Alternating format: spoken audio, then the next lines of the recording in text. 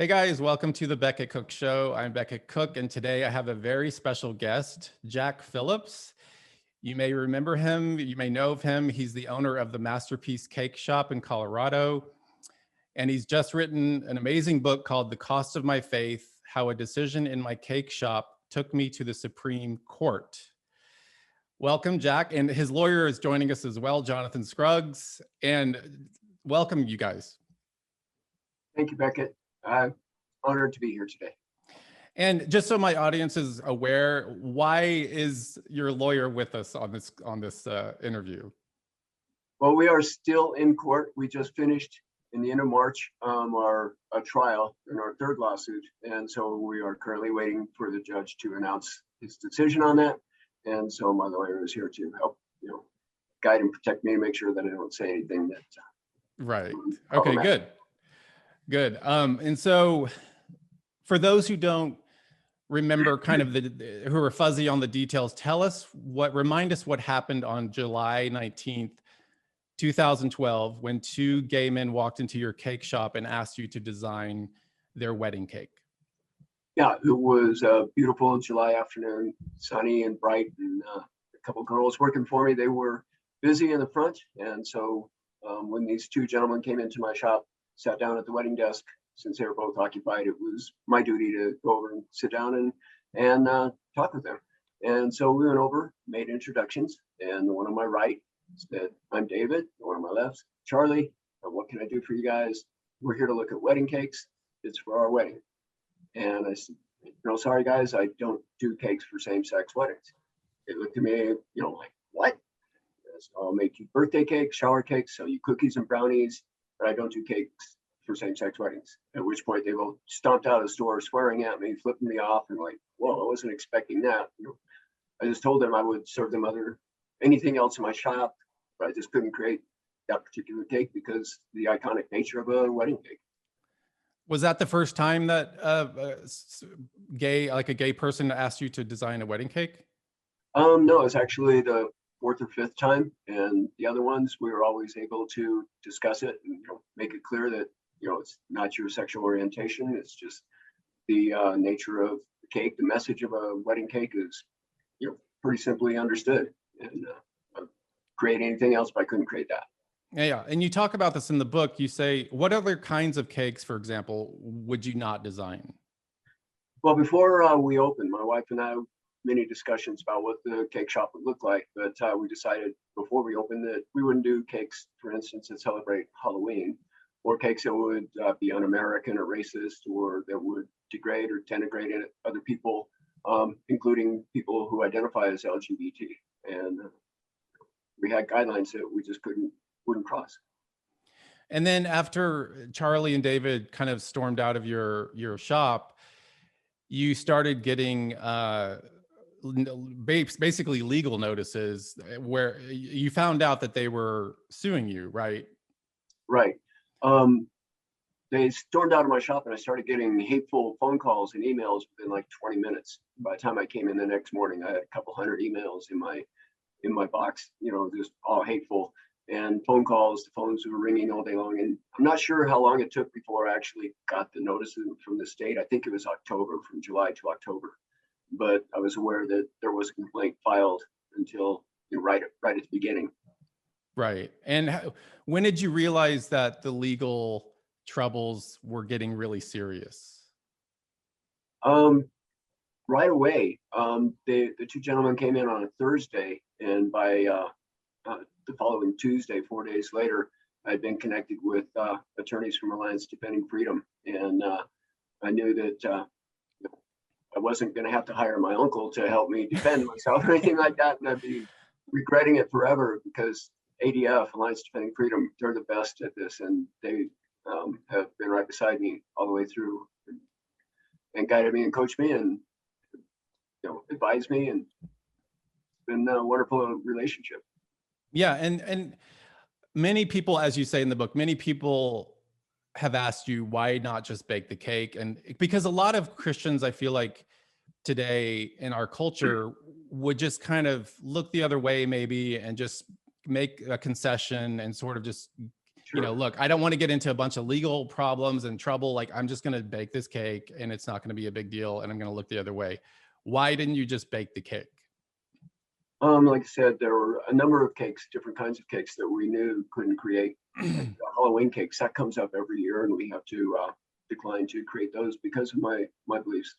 And so that was actually a good practice when these other cases came up, other cake orders came up, that this is a line in the sand, and I already knew how to approach that line and cross it and try and be as gracious and kind as I could. And I just couldn't cross the line is basically what it was. Yeah. And you mention in the book about, you talk about Romans 13 and your decision to fight this in court. Romans, and I'll just remind our audience what Romans 13 says. It says, and this is taken from your book too, this translation, let everyone be subject to the governing authorities, for there is no authority except that which God has established. The authorities that exist have been established by God.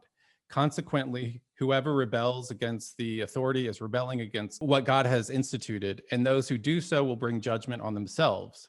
Give to everyone what is owed to them. If you owe taxes, pay taxes. If revenue, then revenue. If respect, then respect. If honor, then honor. So tell us how your decision to fight this kind of comports with Romans 13. Yeah.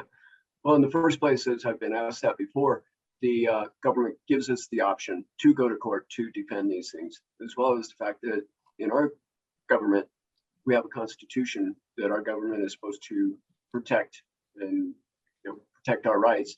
Among them are the right to free exercise of religion. And this is what that was. It was a speech right because I didn't want to create that message of the wedding cake. And it's also a right to freely express my faith. And so our government is supposed to protect that right. And when they weren't, there's also steps in our constitution, state constitution and US constitution, where we are able to go to a court system like this and fight through these things. And I think you're in the book, you said your legal defense was a quote unquote rights of conscience defense. Can you sort of explain what that means? The rights of conscience is they're asking me to create a message. Again, that's part of the speech, but they're asking to make me create a message in a cake. And to me, the wedding cake is an iconic symbol. It's a message in and of itself. If you were to be at a hotel and walk into a conference room, you were there for a business meeting, and you walk into a conference room and you see a 3-tier cake or something like that in the corner, you know it's not a business meeting. You know without having to ask anybody, it's a wedding. So that wedding cake is a message. And to create that wedding cake, the Bible defines that a marriage is between a man and a woman. And so this cake would be a message that would go against my biblical belief. So it's asking me to violate my conscience to create this cake and create a message that I can't do. And what is the distinction between, you talk about this too, what is the distinction between freedom of religion, because people confuse this a lot, and freedom of worship? The Constitution declares it is to be freedom of religion. So a lot of what the freedom of worship is defined, at least promoted as what you do in church. Freedom of religion is what you do in your life. And in my case, I want the government to protect my right to freely exercise my faith when I'm at the cake shop, when I'm at the grocery store, when I'm at the park, not just when I'm in the halls of worship in any church. Right. And so the Colorado Civil Rights Commission, which is a panel of 7 gubernatorial appointees, they ruled against you, right? And then you chose to appeal to the Colorado Court of Appeals. Right. What was the crux of your appeal? The same thing, that the state was forcing me through the arm of the Civil Rights Commission to create cakes that went against my conscience. And so we were asking the Court of Appeals to reverse that decision and allow me to obey my conscience and create cakes that are in line with that. And you talk about, in the book, you talk about there's this double standard, because there was another Denver bakery who did something almost identical to what you did. But they did not, they were not persecuted or in any way. So can you tell us why that happened or Yeah, what that was about?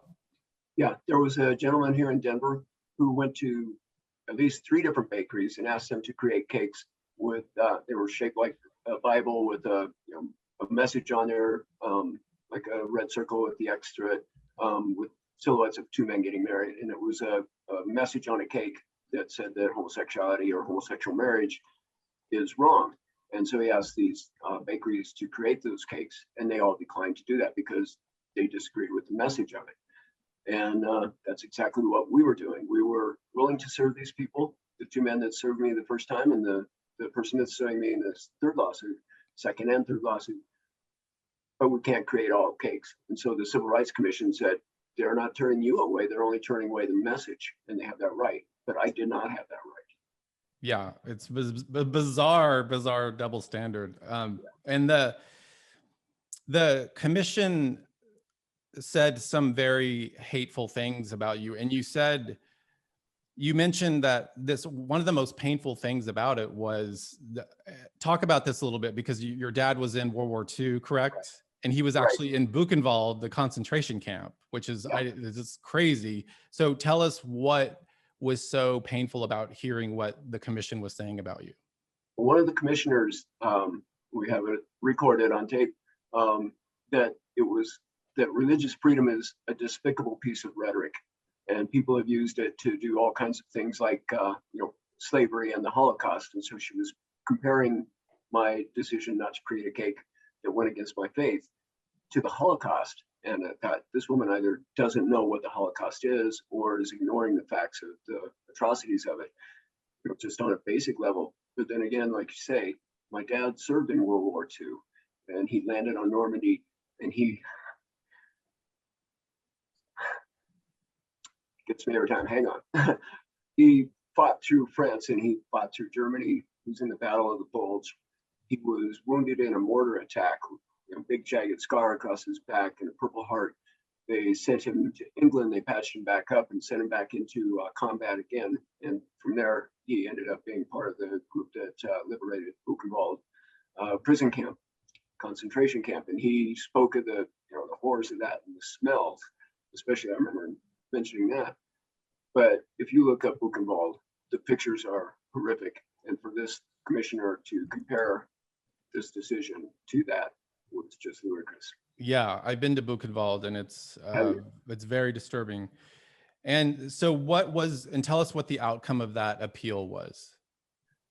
The Court of Appeals ruled 3-0 in favor of the Colorado Civil Rights Commission, meaning I lost and the commission's ruling against me would stand, part of which would be that I would need to retrain my staff. I have to change all my policies, start creating cakes that go against my faith, and retrain my staff in the errors of my way and report to the commission quarterly for 2 years on that.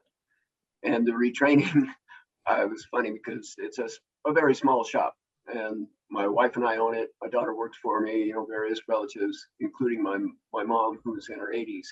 And she walked up to me one day and said, by the way, I won't be re-educated. And so I thank you, Mom. I love you. I appreciate that. So for them to do that, that's what the Court of Appeals initially came back and said, that those rulings now stand. So our next step would be to appeal to the Colorado Supreme Court, State Supreme Court. Right. And that sounds very like Mao's Cultural Revolution in China, the re-education camps. And so the government, you talked about this before, but the government was essentially ordering you to violate your conscience. Now, was there ever a moment through this kind of first tier or second tier of this where you were like sort of wavering and kind of wondering if you should just give in and do what they said, or just not, or just bake the cake? No, I would close the cake shop down before I would start creating cakes like that. That was never in question. The only question was, how far could we go? Would ADF be able to take us to the next step? I learned that the Colorado State Supreme Court and the United States Supreme Court have discretion in which cases they take, and the State Supreme Court declined to hear my case. And so I thought it was over, we were done, but there was only one option left, and that would be to appeal to the United States Supreme Court. And so Yeah. we were willing to do that. But was the court willing to hear our case? That was the big question.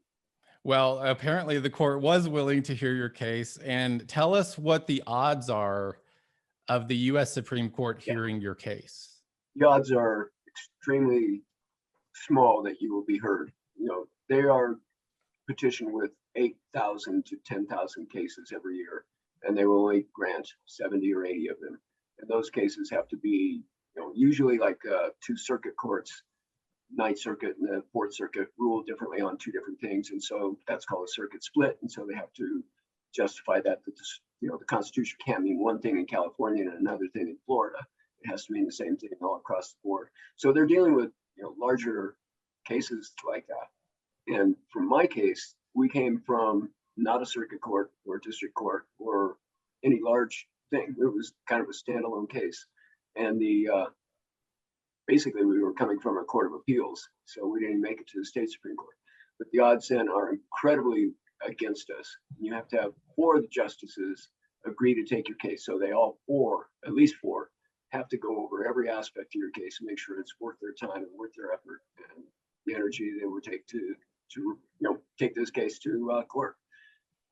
And we got that. Yeah. And what was it like when you found out that you were going to the Supreme Court? What was that? What were you feeling? That was one of the craziest days of my life. There's a website called SCOTUS blog, and SCOTUS stands for Supreme Court of the U.S. And it's a website that you can follow any case that you want to that they're looking at. I followed my case for months going up to it as it was relisted, which means that they had it in front of them. They talked about it and they said, let's not decide this week. Let's put it off till next week. Let's put it off. Let's put it off. And so I knew that it was being conferenced or talked about every week. And it was drawing to the end of the court session where they break for the summer. And it was the last week of the court.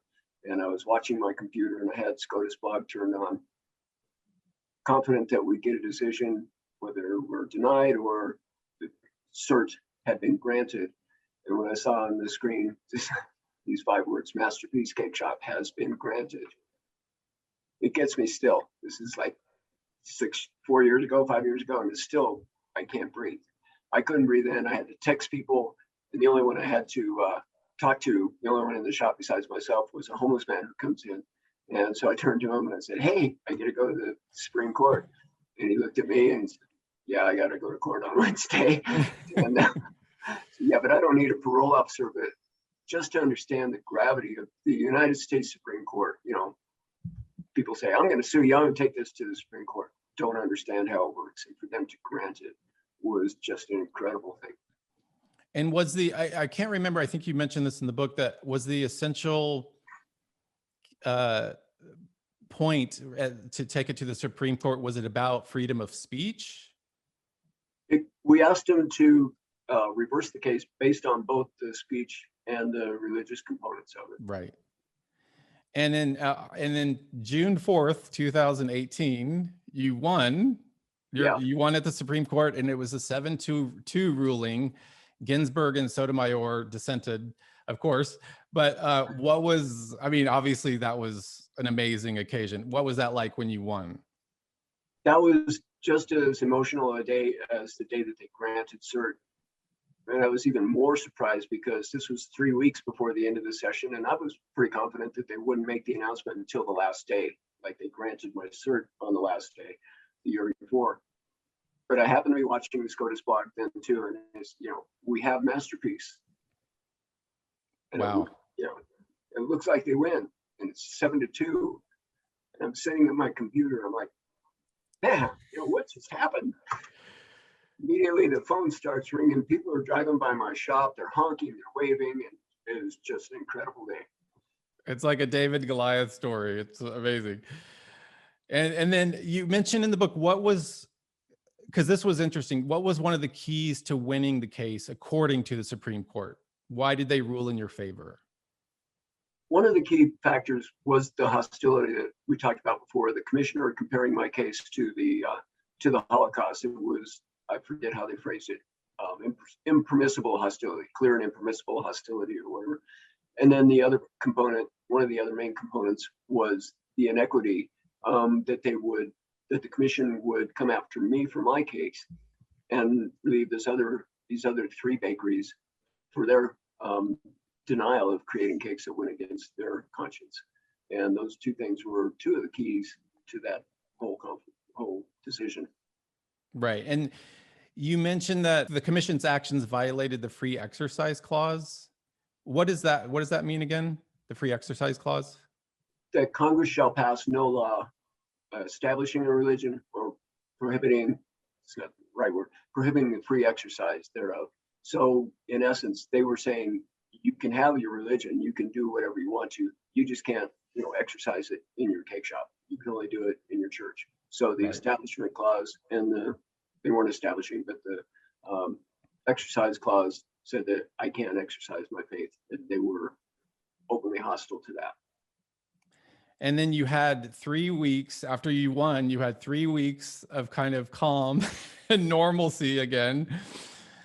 But then suddenly you were right back where you started, because a local Denver attorney named Autumn Scardina, a transgender attorney named Autumn Scardina, walked into your cake shop and ended up filing charges against you. What was that like? Okay, so on the timeline, this attorney Scardina called us the first crazy day when the court granted cert. My average day, I would take 25 to 30 phone calls, for cake orders, whatever. That particular day, looking at records, we had somewhere around 300 phone calls. And this Scardina attorney called us that day, the day that the court granted our case, and requested another cake, which essentially was a message that we couldn't create. It was a cake that would be blue on the outside and pink on the inside. And those colors were to celebrate this attorney's gender transition, changing from a man to a woman. So again, we told this attorney, we'll create any other cake that you like. Well, not any other cake, but we'll create other custom work for you, and you're welcome in our shop and all that, but I can't create that cake. So then fast forward then to the day that the 3 weeks after the court ruled in our favor, then we got notice that the Civil Rights Commission had taken up the complaint that this attorney had filed the year before and said that there was probable cause to pursue an almost identical case again. Well, that's what I don't get. And you talk about it in the book, but I still can't process it in my brain. If the Supreme Court ruled in your favor, how could this happen again? Well, I'm not sure how good of an analogy this is, and John can correct me here, but it's like if I were speeding down my street and I get a ticket and I go to court and beat it, they're saying I'm speeding down the street again, or I ran a red light, so I'm getting a new ticket. I'm not able to base my new ticket that I already beat that speeding ticket last year. No, now you have a new one. So the cases were similar or identical in nature, but 2 separate charges. So the court's duty is then to, file a complaint, see if there's probable cause. The commission, like I said, it's an appointed body appointed by the governor. They decided that they have probable cause to pursue the case. And how did that first case with Autumn Scardina end? How did that case end? Yeah. 2 years ago in March, we were ready to go into a deposition. And as we sat down at the conference table with their lawyers on one side and our attorneys on the other, and court reporters and videographers, stenographers, ready to take down every word as this attorney tries to, basically destroy me in the next 6 hours. They said, we need to have a meeting, and asked the reporter and the stenographer to leave. And the meeting then was to say, this isn't the vehicle that we want to use, so we're willing to dismiss the charges against Jack. If we had a lawsuit against them also in federal court, then you dropped the suit. And it was really based on the fact that we had a recording of this same commission, this new commission, saying that they embraced the hostility of the first commission. And so if they were to go forward, they would not be successful. They knew they would lose, and so they would rather drop the case than go ahead and lose. Yes, but it's still not over, because on June 5th, 2019, Autumn Scardina filed a new case against you.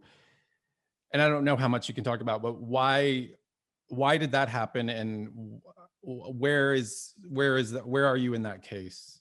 Yeah, so this attorney had an option of appealing the commission's decision to dismiss the case, but rather than appealing that, waited whatever the time period was, over 90 days, and then file a civil lawsuit against me. So now this is not the state suing me, Right. this is this attorney suing me personally. And just this past March, just a few weeks ago, we were in court via Zoom, just like this. The judge was in his chambers in Denver, and I was in the offices there in Scottsdale with Alliance Defending Freedom. And so we were put on the witness stand, my wife and my daughter and myself, and the attorney Scardina, and a couple other people. So we had that trial, direct examination, cross-examination, all those things. And then we are now waiting for the judge to announce that decision. Wow. And how soon will you know that decision? There's not a timeline. It could be this afternoon, it could be next week, it could be July. So we're just waiting, waiting and waiting. Yeah. And in the meantime, are you still able to create custom cakes? We are. We've just decided through all this, until it's fully resolved, that we won't create wedding cakes or anniversary cakes, things, in that field. And there are practical reasons for that, as well as, emotional reasons, logical reasons. But until those are resolved, this is our biggest time of year with graduation cakes and, birthday cakes, shower cakes, all those. We do those all the time. And you mentioned Shadrach, Meshach, and Abednego and Daniel, and them being in exile in Babylon. And I actually mentioned them, and I do a whole chapter in my book on Shadrach, Meshach, and Abednego.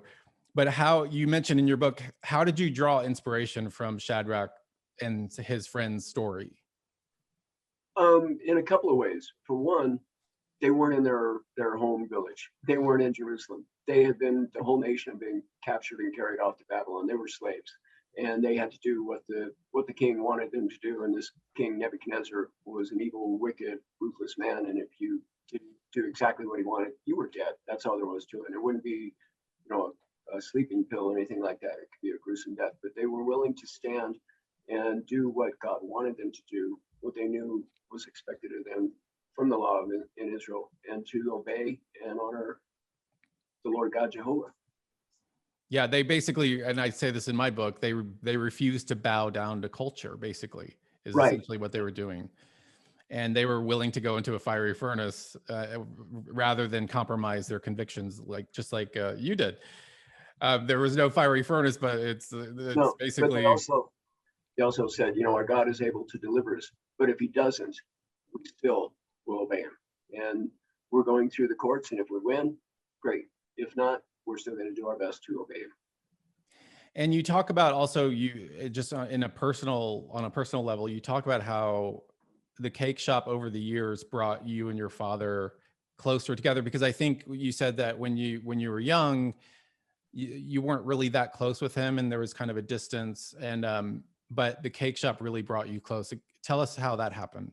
Well, it wasn't a distance like I never saw my dad. He never came to baseball games. I didn't play baseball anyway, but we would play catch out in the field, and he would take me fishing. But he had a job to do, and I had friends, and so we just didn't have the opportunity to be really close. But I love my dad a great deal, and he loved me.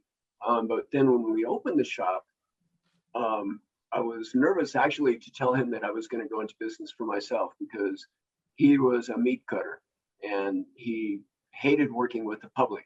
And he said, I don't care what you do for a living, son, just don't work in the public.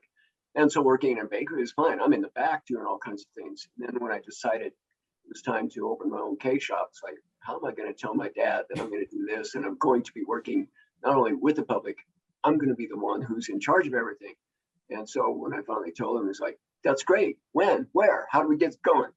And he came in the very first day when we unlocked the door of the shop, and was here every day since then. And let me hang this up here. They've got the phone upstairs, so you can see how many phone calls I get. I've been here with you for a half hour, and that's the first phone call. And then the day that Scardina called, and the other day that the court granted cert, it was like ring, hang up, ring, hang up, ring, and all day. But anyway, my dad then came down, helped me do the remodel, the tenant finish stuff. He was here virtually every day. We opened in 93 and he passed away in 96. So those 3 years were valuable to me, because he would come in every day, have muffins and coffee. And he's a gregarious guy who, though he said never work with the public, there wasn't really anybody who would ever come in the shop that he wouldn't try and befriend right off the bat. So it was fun having him around and getting to know him a little bit better. And how has all of this drama for the last 9+ years. I guess it's 9 years. Almost 9. Almost 9. How has this all been on your family? It's been good. It's drawn us all closer together. I have a sister who lives in Indianapolis, and I talk to her regularly. Another sister who lives across town here. I see her 2-3 times a week, and they pray for me and they support us. And my mom just passed away in November, but she was here working up until I think she was 88, 89 years old, and so she, the last 3-4 years she wasn't here. But it's been great. My daughter works for me, and it's helped her to this whole case wake up, really. The Bible, Jesus tells a parable about 10 virgins who were waiting for a wedding feast, and they were all asleep because it happens in the middle of the night in the culture or whatever. And they said, the bridegroom's coming. All 10 of them wake up. 5 of them are prepared for the wedding ceremony, and 5 of them are not. And that's, a great parable, but it also, in my mind, spoke to me that I was asleep too. Just like all 10 of them were asleep, 5 of them were prepared, and God had prepared us for this battle. But until that day came, I was asleep, and talked this over with my daughter, and she says the same thing. She had a wake up call, and it just changed. This whole thing has changed her life spiritually. Even though she was a follower of Jesus before that, now she's a dedicated follower of Jesus. That's awesome. That's amazing. Yeah. And this was an interesting factoid from your book. How did you come up with the name Masterpiece Cakeshop? What was the story? Well, that goes back when I graduated high school. I needed a job, and a man that lived across the street from me owned a large wholesale bakery, like 100 employees and conveyor belts full of donuts and Danish. And he was gracious enough to hire me, and I fell in love with baking. It took a while to get acclimated to actually working for a living, because I'd worked in pizza parlors in school and you just show up. But after I got acclimated to that, I thought, this is a job that I could do. I could do this, long term. And later on, I thought I'd like to own my own bakery. And then one day I found out that the owner of the bakery had bought out another bakery and brought in cake decorators, and I'd never seen that. So rather than making 100 cakes at a time, these people were making 1 cake at a time, and it was 1 custom cake at a time. And I have an artistic background that we go through in the book also, in the Cost of My Faith. And I knew at that point when he brought them in, that's what I was going to do as my future. I was going to open my own bakery someday, and it would be a bakery where I would use the canvas of the cake and turn it into, hopefully, art to help people celebrate. And I came up with the name almost immediately. And I'm not generally that creative with words. I'm creative with, the other physical media, sculpting, painting, those kind of things. But the name came to me right away, Masterpiece Cakeshop. And masterpiece in my mind said art, cake shop says cake. That means you're not going to walk in there thinking you're going to get a loaf of bread or a pie. Hopefully you're going to get an artistic cake. And then part of the masterpiece, also in my mind, master, the first syllable, the first part of that phrase, reminds me of Jesus' Sermon on the Mount, that no man can serve 2 masters. And as I come into the shop, I think, who am I going to serve today? And as I write out masterpiece on any piece of paper to this day, I pretty much always think master. I see that word embedded in there, and who am I going to serve? And I want to live my life and run my shop in a way that honors Jesus Christ. That's a great name. And so you mentioned that in the book that part of the reason you did all this fighting and that you fought in court is for future. Part of it is for future generations. What do you mean by that? Well, one of the main reasons I wrote The Cost of My Faith, when I was first approached with the idea, was I wanted to put down writing a story, details of what happened, especially for my kids. I have 3 kids. My daughter works for me. I have a son in California and another daughter in Canada. And I wanted them to be able to understand and know exactly what happened. And further than that, I wanted my grandkids to be able to have an account of it, because you're not going to find everything. You can find any version of it you want online, and I wanted them to have mine. But also realized, 3 or 4 or 5 years ago, however long ago, that this is not about Jack Phillips. Let's fight for him so he can start making cakes again. This is for every American to be able to live and work freely according to their conscience without fear of punishment for the government. And so we were hoping to continue to fight for everybody's defense. We're even defending the rights of the people who are suing us, because they may not value all of those rights now, but at some point they might, and they would wonder what happened to them. Well, let's fight for them now. Exactly. Yeah. And the last chapter of your book is called Lessons Learned. And what was one of the most important things you learned through all of this? I think that's one of the most important things. That this is not about me, this is about everybody.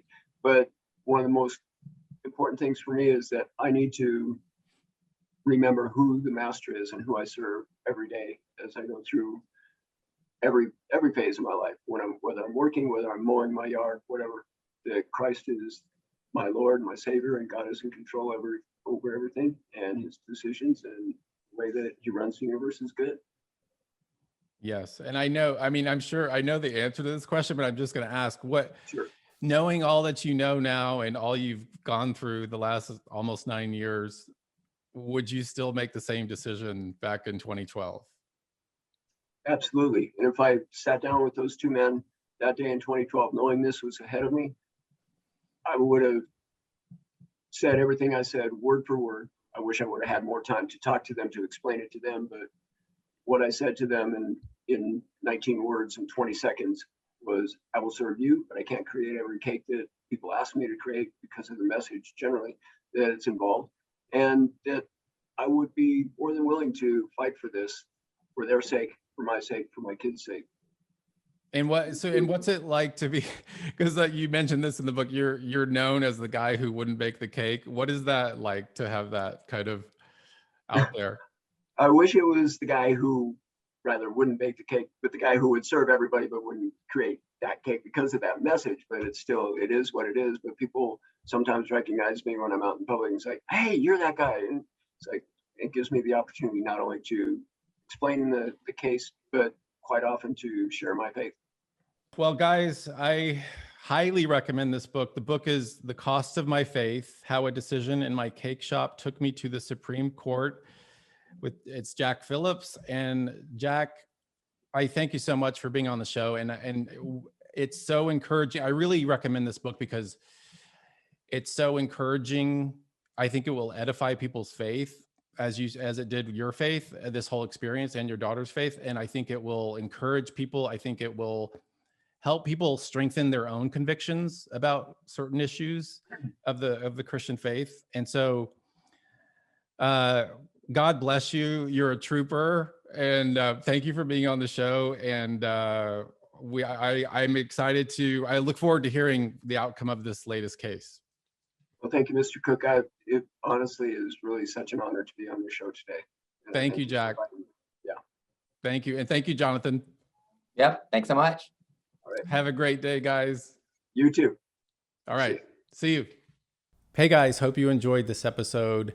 Please consider donating to my ministry. There are links below to PayPal and to Venmo, and even $5 to $10 a month would be super helpful. So thank you very much, and I will see you next week on the Becket Cook Show.